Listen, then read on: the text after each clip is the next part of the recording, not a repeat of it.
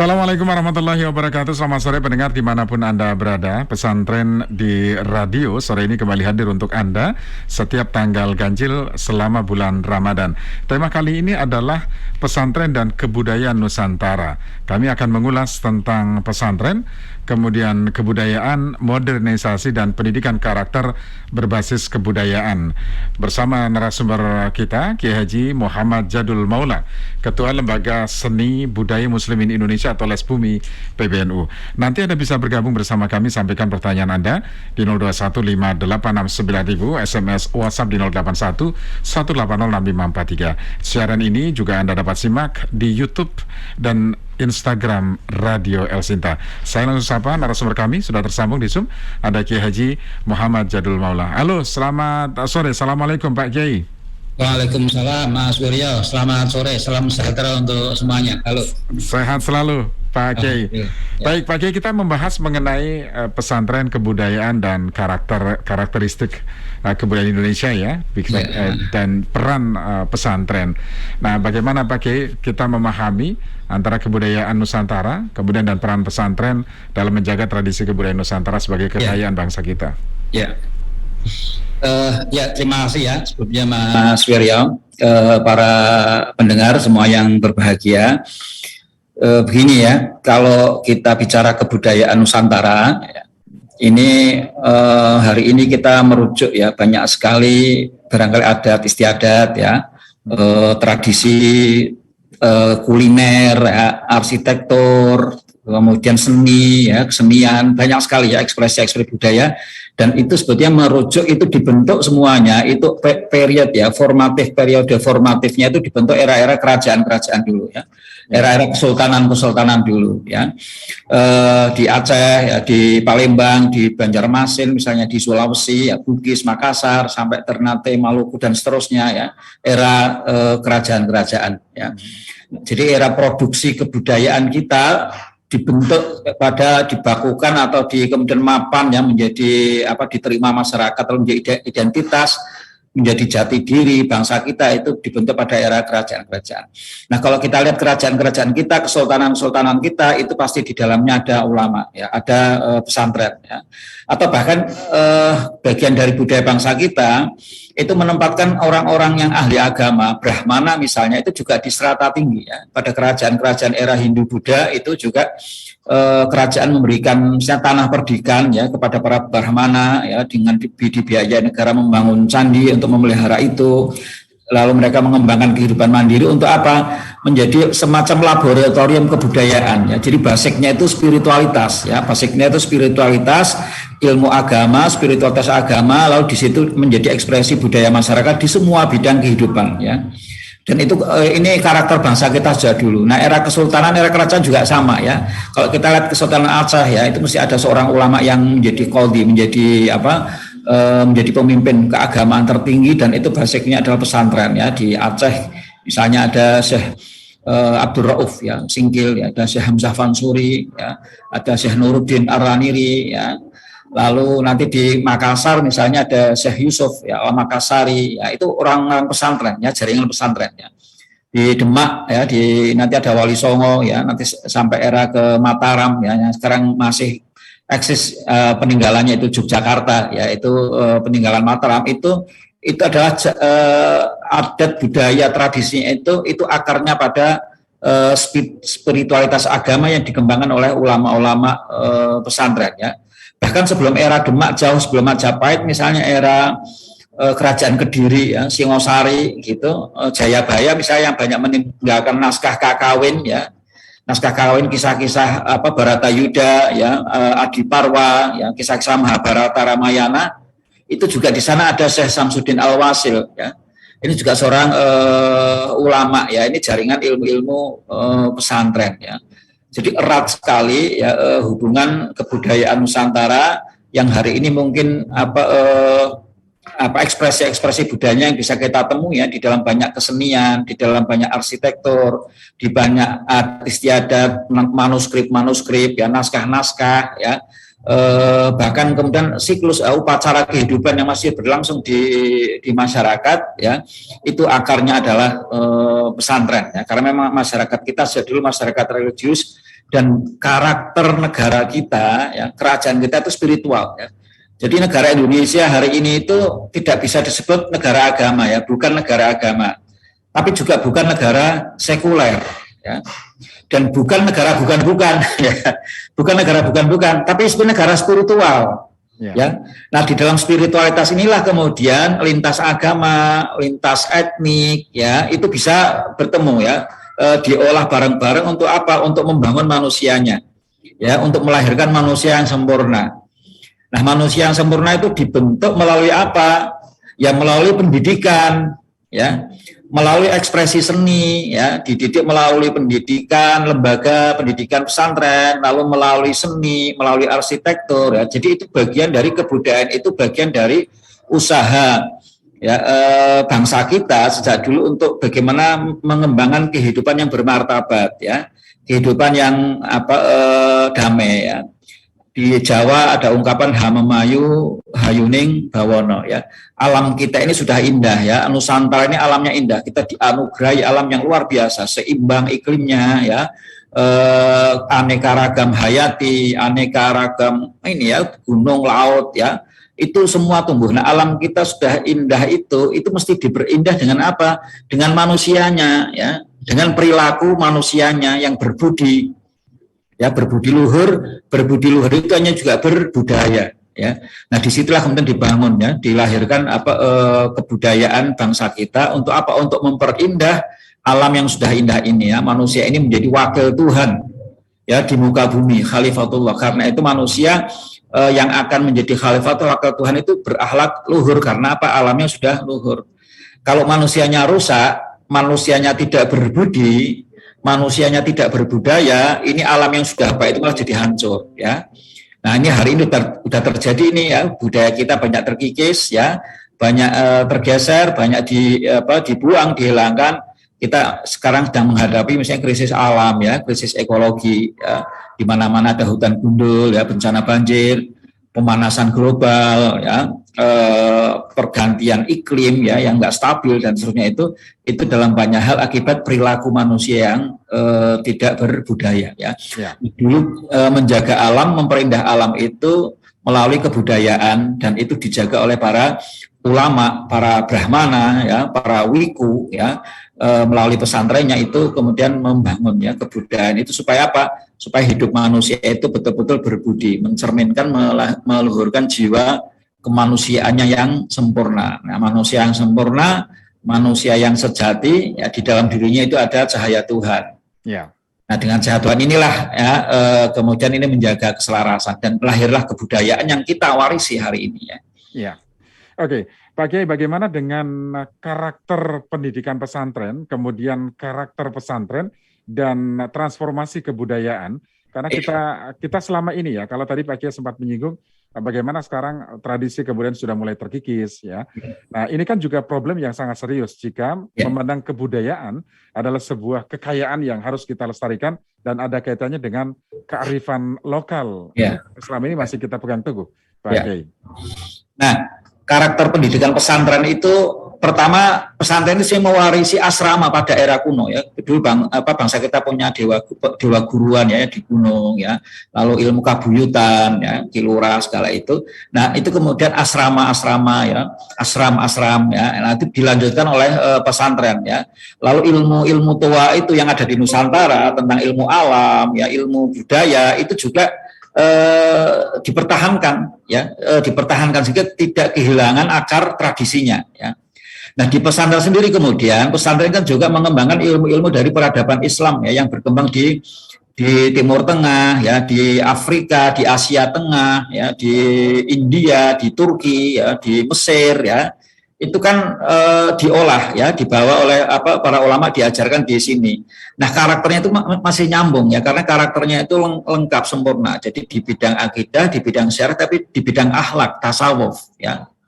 Jadi tasawuf ini kemudian yang bisa menghubungkan, ya, menyatukan ke seluruh keilmuan, ya, yang berbasis tekstualis, ya, berbasis kitab suci, ya, lalu juga berbasis penghayatan kepada alam, ya, kemudian berbasis juga bisa mengadopsi penafsiran-penafsiran, ya, pemikiran-pemikiran, ya. Karena banyak aliran tasawuf itu juga bersifat filosofis, ya, filosofi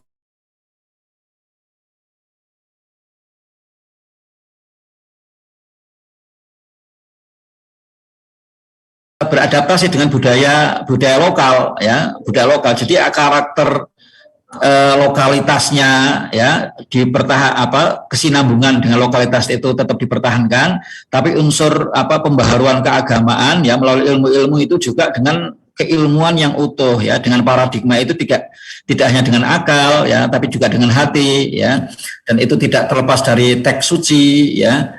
Lalu itu melahirkan kearifan. Nah, inilah yang sebetulnya menjadi karakter pendidikan pesantren, yang melahirkan sosok yang tujuannya membentuk manusia yang sempurna.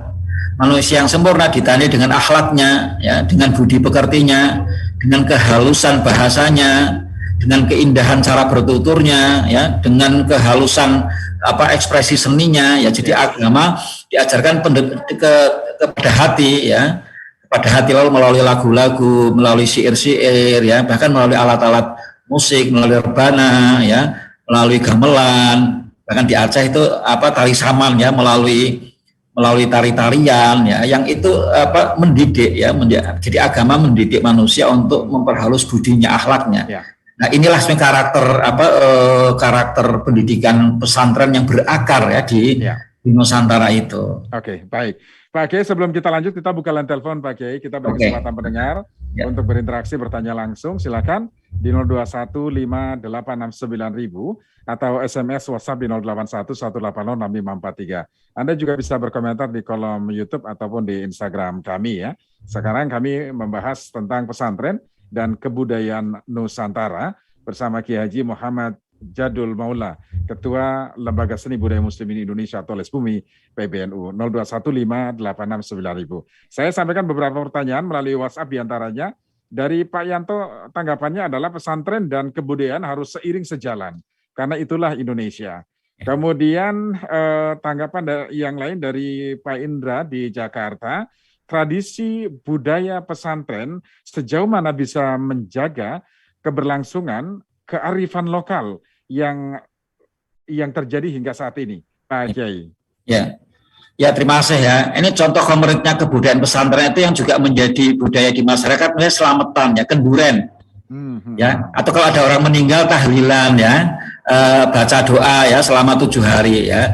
Nah, ini ternyata budaya ini menjadi salah satu penyangga ketika misalnya masyarakat kita menjadi panas ini, ya, dipecah belah oleh kepentingan politik. Habis pemilu misalnya atau habis pilkada, ya, biasanya karena perbedaan orientasi pilihan, ya, calon atau dan lain-lain, lalu masyarakat bisa ada friksi, ya, perpecahan, panas situasi. Nah, itu lalu ketika masyarakat terpecah belah itu lalu muncul, ya, di masyarakat itu kan tidak lepas itu mesti ada upacara siklus kehidupan, ya, kematian, lalu ada tahlilan, selamatan, dan itu semua warga diundang, ya. Jadi hari ini pilkada, hari ini pemilu, tapi malam harinya kemudian ada warga mengundang mereka semua lalu duduk bersama, membaca doa, membaca ayat-ayat suci, membaca istighfar, membaca tasbih, lalu orang kembali ke dalam dirinya, lalu sejuk, lalu habis itu makan bersama, minum bersama, gitu kan, ya. Nah, situasi ini kemudian menjadi jembatan, ya, menjadi perekat, ya, bagi masyarakat yang sudah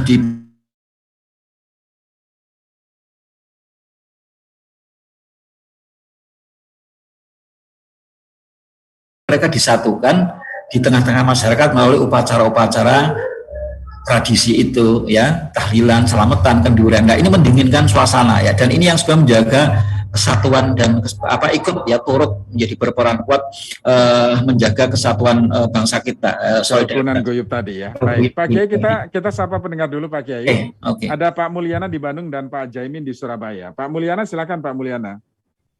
Assalamualaikum warahmatullahi wabarakatuh. Waalaikumsalam warahmatullahi wabarakatuh. Salam sehat selalu. Sehat selalu, Pak Mulyana. Demikian, ya, pesantren itu dari zaman dulu, zaman Belanda juga, ya, berjasa pesantren itu. Khususnya Jawa Barat. Itu orang tua saya kan zaman di Belanda udah jadi pemberontak ke Belanda, ya. Kalau ngumpet itu di pesantren sambil mencari ilmu, ya, lahiriah dan akhirat. Demikian itu kalau ngobrol-ngobrol orang tua.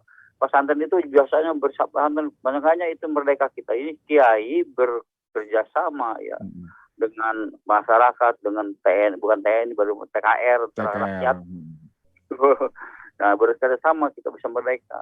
Bapak kiai itu betul Belanda di Bandung aja, pesantren di Cigonewa dibom, tahu umatnya di pesantren dibom juga, bom nggak meletus, diangkut tuh ke sana sama santri-santri. Ini cerita orang tua dulu ya, orang tua. Makanya pesantren itu betul-betul bisa mempersatukan dari Sabang sampai Merauke ya, kita bersatu macam-macam suku bangsa kita, boneka Malika ya, Pancasila di jalan terus. Terima kasih. Assalamualaikum warahmatullahi wabarakatuh. Waalaikumsalam warahmatullahi wabarakatuh. Pak Mulyana di Bandung, kemudian Pak Jaimin di Surabaya. Silakan Pak Jaimin. Assalamualaikum. Waalaikumsalam warahmatullahi wabarakatuh. Pak Kiai, Ya, sehat dan selamat semuanya. Amin. Saya sebagai orang, terutama orang Jawa dan orang Nusantara, bangga sekali terhadap santri-santri yang dipimpin oleh para ulama, para pendahulu, para leluhur kita, wali songo kita. Karena apa? Agama tidak diangkat, sudah tinggi derajatnya, maka dari itu agama harus tetap menjunjung tinggi budaya, terutama di Jawa dan Nusantara. Karena apa? Kalau di Jawa jangankan memanggil kepada Tuhan Sang Pencipta, memanggil orang yang lebih tua, itu lain daripada memanggil teman sebayanya. Jadi kalau orang Jawa bilang kan memanggil Tuhan kan Gusti Allah, itu kan sangat luhur sekali, dan perlu dipahami bahwa Pujangga Ranggawarsita itu adalah santri tulen dari Gerbang Tinatar. Jadi Jayabaya itu yang terkenal dengan apa itu ramalannya, itu kan yang terakhir kan jelalah kersaning Gusti Allah, tak bejo-bejane wong sing lali, si bejo wong sing eling lan waspada. Itu Jayabaya kan termasuk, kalau itu agamanya kalau saya amati kan juga ada mirip-mirip Islamnya atau bagaimana.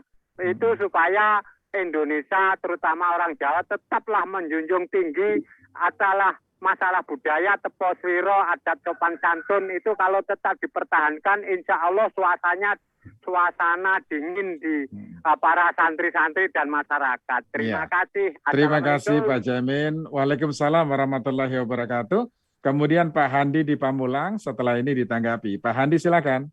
Assalamualaikum. Waalaikumsalam warahmatullahi wabarakatuh. Terima kasih nih, saya senang sekali mendengarnya Pak Kiai ini. Jadi saya dengar Ibu Kartini juga itu katakanlah nyantri sama Kiai Soleh Darat gitu ya. Kiai Soleh Darat itu gurunya Kiai Hasyim Asy'ari, juga gurunya Kiai Ahmad Dahlan pendiri Muhammadiyah, itu kan. Kiai Hasyim Asy'ari pendiri NU itu ya. Jadi begitu besar menurut saya pengaruh daripada ini soal santri ya. Cuma masalahnya kok seperti hilang jejaknya gitu ya, Kak. Jadi seperti sengaja digelapkan oleh orang Belanda, jadi nggak nampak gitu ya kesantriannya gitu. Yang kedua, ini soal keresahan orang-orang ini banyak yang munculnya paham Wahabi ya, paham Wahabi Salafi ini kelihatannya juga akan jadi menafikan atau menolak paham-paham yang tradisional gitu. Nah, ini bagaimana cara menghadapinya? Ini udah marak ini. Saya dengar 2000 loh Pak. 2000 tamatan Saudi ini sudah tersebar di Indonesia. 36 pesantren Wahabi di Indonesia. Ini kan perlu dicermati saya kira ya. Terima kasih. Terima kasih. Waalaikumsalam warahmatullahi wabarakatuh. Pak Handi di Pamulang ya. Nah, ini nyambung nih dari pertanyaan selanjutnya melalui WhatsApp, pertentangan terhadap sebuah budaya tradisi yang dikaitkan dengan syariat agama. Ini sudah mulai marak. Nah, silakan Pak Kiai. Ya, terima kasih ya. Pertama awal ya Pak Mulyana dan setelahnya itu memang betul ya, karakter pesantren itu cinta tanah air ya.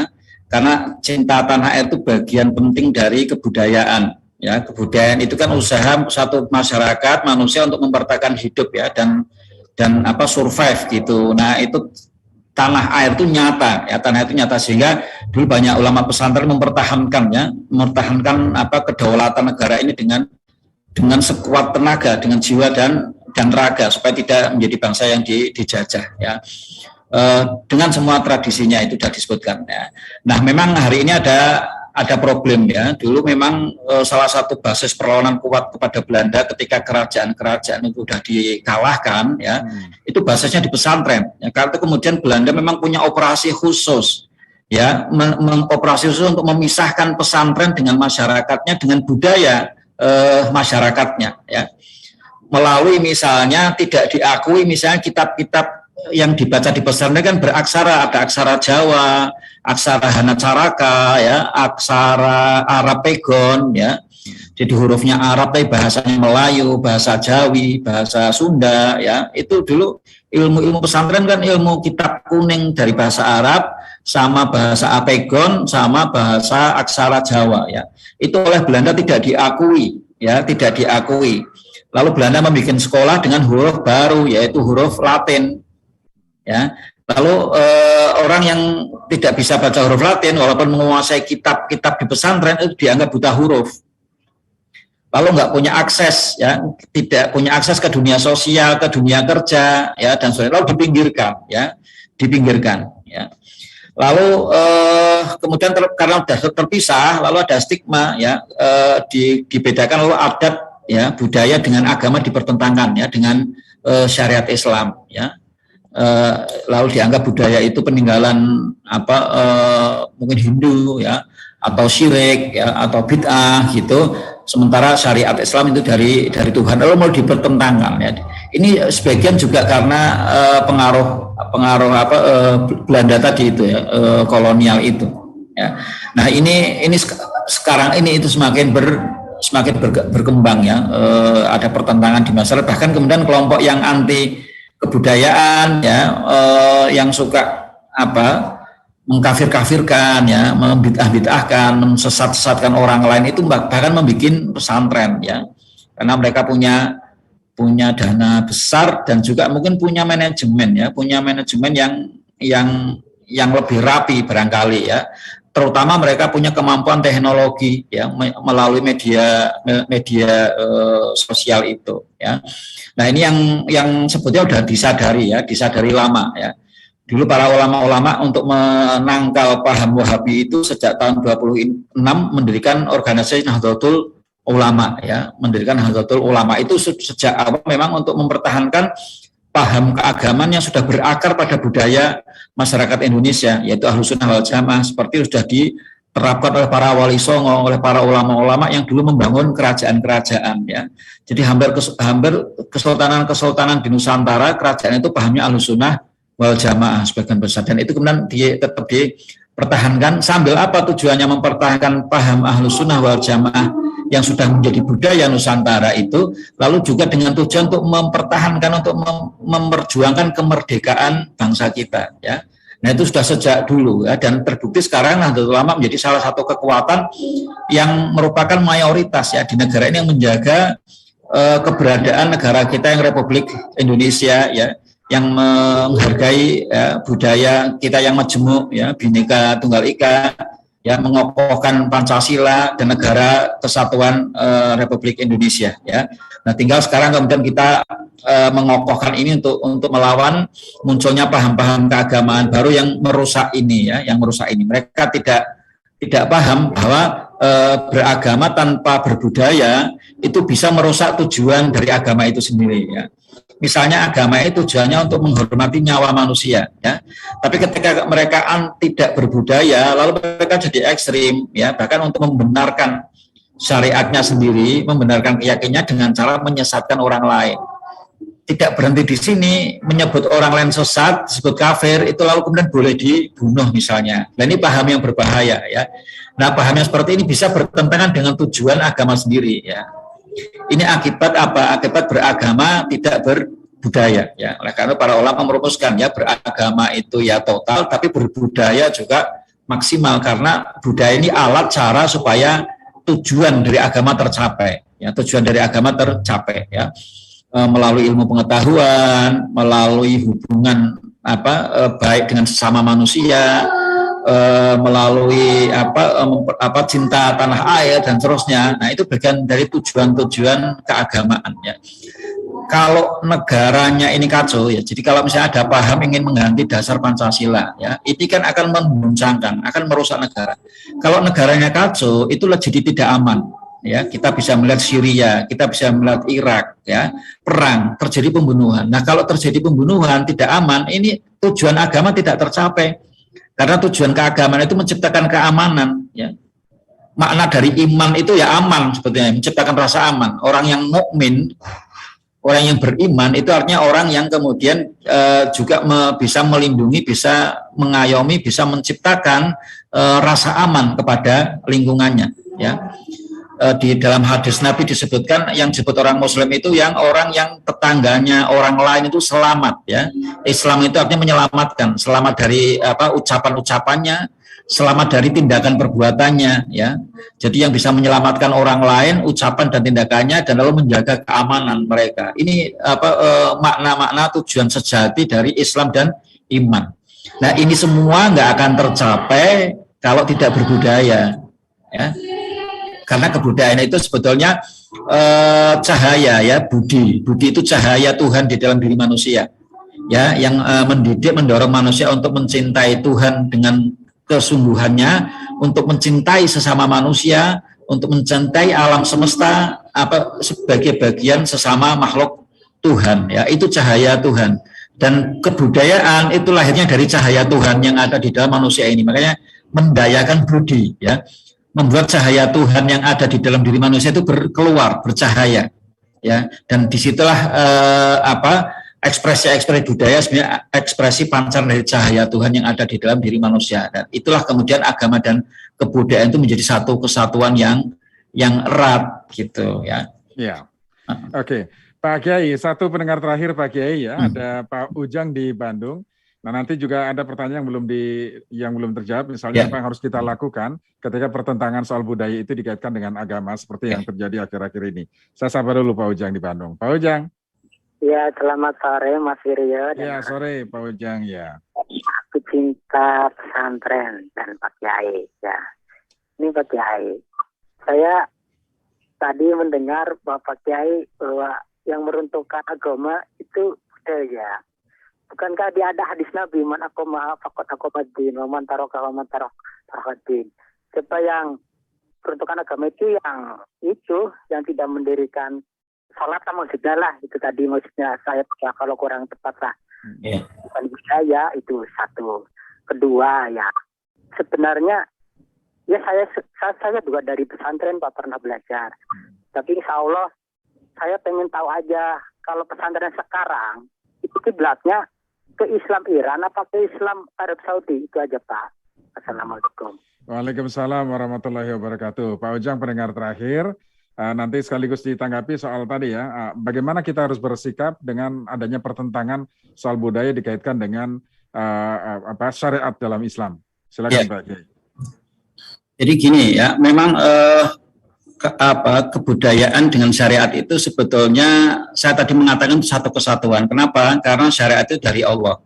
Budaya itu memang dari manusia. Tapi manusia itu juga berasal dari Allah ya. Manusia itu lahir kan karena perintah Allah untuk hidup ya. Hidup, manusia bisa hidup karena Allah memerintahkan ya. Hidup ya. Wujudnya apa? Manifestinya ada roh manusia ya. Jadi manusia juga dari. Nah, kebudayaan itu sebetulnya mendidik manusia supaya apa? Supaya rohani manusia ini yang mengendalikan manusia itu supaya perbuatannya tidak seenaknya sendiri ya, sehingga ini bisa ketemu ya kebudayaan dengan syariat itu karena sama-sama sebetulnya dari Tuhan ya. Nah, kita memahami syariat Islam itu kan juga sebenarnya melewati manusia ya, karena kita melalui misalnya guru ya, kita memahami Al-Quran kan diajar oleh guru, kita belajar agama itu juga melalui guru, berarti juga melalui manusia ya. Jadi syariat dengan budaya itu sama-sama juga punya akar hubungannya dengan Tuhan, tapi juga sama-sama melalui mediasi manusia ya. Nah, ini ada kesejajaran ya. Nah, oleh karena itu kita mesti luruskan itu. Nah, kadang yang dipertentangkan dengan agama itu kebudayaan dalam makna yang melenceng, yaitu kebiasaan ya. Memang ada kebiasaan buruk manusia Dan kebiasaan itu sebenarnya bukan kebudayaan, ya. Misalnya kebiasaan mencuri, korupsi, ya itu kebiasaan, itu bukan budaya, ya. Jadi itu merusak budaya, korupsi itu. Hubungan bebas, ya, laki-laki perempuan, ya, narkoba, ya, itu kebiasaan buruk manusia yang sebetulnya tidak bernilai kebudayaan. Jadi itu bukan budaya. Jadi kita mesti tegakkan pengertian, ya, antara hubungan dengan agama, syariat dengan budaya itu selaras, ya, dan ini yang harus diusahakan, ya, terus menerus, ya, kita maknai, ya, kembali kita beri pengertian kepada masyarakat tentang pentingnya menjaga budaya bangsa ini, karena itu bagian dari jalan untuk mengamalkan tujuan dari syariat, ya, termasuk Bapak tadi itu, ya, sholat itu memang yang menegakkan agama, ya, tapi sholat, kesempurnaan sholat kita ini kan harus dengan budi, ya, dengan akhlak, ya, dengan akhlak. Ya, misalnya sholat itu kan sebetulnya orang melatih orang, mendidik orang untuk tidak berbuat seenaknya sendiri. Ya, dia harus bergerak, ucapan itu tertentu. Ya, ucapannya sudah tertentu, nggak boleh seenaknya. Berdasarkan itu latihan. Ya,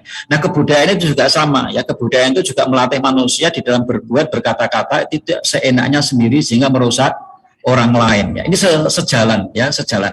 Nah, jangan sampai kita sholat tapi kemudian perbuatan kita seenaknya, ya, mentang-mentang sudah sholat lalu merasa paling benar, sehingga dia lalu seenaknya sendiri merasa paling benar untuk apa? Membenci orang lain, merusak fasilitas publik, mengganggu kelompok agama lain, ya. Ini kan nggak benar, ya. Itu artinya kemudian Islamnya, agamanya itu karena nggak berbudaya, itu justru bertentangan dengan ajaran Islam sendiri, ya. Ya, jadi syariat Islam itu sebagai bagian dari cara mendidik, ya, pendidikan manusia, dan ini sebagai bagian dari kebudayaan. Oke, baik. Lalu bagaimana penguatan pendidikan karakter berbasis kebudayaan yang dilakukan di pesantren, Pak? Ya. Nah, pesantren ini kan tidak hanya kognitif, ya, keteladanan, Mbak, ya, Mas Ferya dan para pendengar, ya. Pesantren itu metodenya antara yang kuat itu keteladanan, ya, kiainya itu di samping mengajarkan ilmu, tapi juga memberikan keteladanan contoh, ya, di dalam mengimami sholat, ya, di dalam mengelola santri, di dalam kehidupan rumah tangganya, ya, itu di dalam menjaga masyarakatnya, rakyatnya, itu sosok kiai itu menjadi keteladanan, karena kemudian kiai itu menjadi manifestasi dari ilmu, ya, sehingga santri yang baru pun mungkin belum menguasai seluruh isi kitab kuning, tapi dia hanya lalu melihat bercermin pada kiainya, itu sudah mendapatkan terbentuk, ya, karakternya, ya, dengan teduh, dengan lebih sejuk, ya, dengan sikap damai, tutur kata yang halus, ya, kesopanan dan sebagainya. Jadi pendidikan karakter di pesantren itu dibentuk karena keilmuannya yang utuh, yang kedua karena keteladanan dari kiainya, dari ulamanya, ya. Dan itulah yang kemudian membentuk masyarakat pesantren, dan itulah yang membangun karakter dan kebudayaan bangsa kita. Demikian. Oke, satu WhatsApp pertanyaan terakhir dari pendengar, dari Pak Iwan Santoso. Bagaimana nasib umat ke depannya? Karena akhir-akhir ini banyak kelompok-kelompok Islam sekarang yang merasa paling benar sendiri, Pak Kiai. Nah, Mas, ya, itu tergantung kita, ya. Kita mesti mensikapinya. Kita mesti bersikap, ya. Bersikap dengan apa? Dengan pertama tidak mengikutinya, ya. Kita sudah punya pedoman, bangsa kita sudah punya jati diri, ya. Agama dengan nasionalisme, dengan adat, dengan budaya itu menjadi satu kesatuan sejak dulu, yaitu yang menjaga alam Indonesia itu, ya. Nah, kalau ada paham baru kok merusak ini kan mengancam, ya, mengancam tatanan, mengancam budaya bangsa kita. Ya, ini yang harus disikapi. Kita mesti cerdas, ya. Kita lalu memang harus mengembangkan komunikasi, terutama kita menguasai ruang-ruang publik, ya, di media sosial, karena itu kemudian berkembangnya melalui itu, ya. Nah, oleh karena itu mungkin komunitas pesantren yang mencintai, ya, pesantren dengan karakter bangsa kita, ya, bukan pesantren yang anti budaya itu. Nah, kita mesti aktif, ya, kita mesti aktif mengungkapkan jati diri keagamaan kita, ya. Saya masih yakin, ya, adat budaya kita itu masih kuat, ya, masih kokoh. Tinggal kita kita bersikap kita melihat ini menjadi satu tantangan yang justru akan menguatkan, ya, akan menguatkan budaya kita, karena orang sudah melihat ini bahaya dari paham keislaman Wahabi ya, yang radikal ini, yang akan mengancam kehidupan damai kita ya, ketentraman hidup di masyarakat kita ya, stabilitas ya, keamanan negara kita ya. Ini kalau ini dirusak ya, nah ini yang akan bisa menghancurkan. Orang udah mulai sadar ya, tinggal kita pemerintah juga, saya kira Kementerian Agama yang juga punya komitmennya di dalam hal ini ya, visi misinya moderasi beragama ya, antara juga melalui pendekatan budaya. Ini juga bagian menurut saya dari jawaban ya terhadap tantangan yang kita hadapi pada hari ini. Terima kasih Pak Uri. Baik. Terima kasih Pak Kiai sudah bersama kami sharingnya. Sehat selalu Pak Kiai ya. Semoga bermanfaat untuk kita sampai hari ini. Selamat sore. Assalamualaikum warahmatullahi wabarakatuh. Waalaikumsalam warahmatullahi wabarakatuh.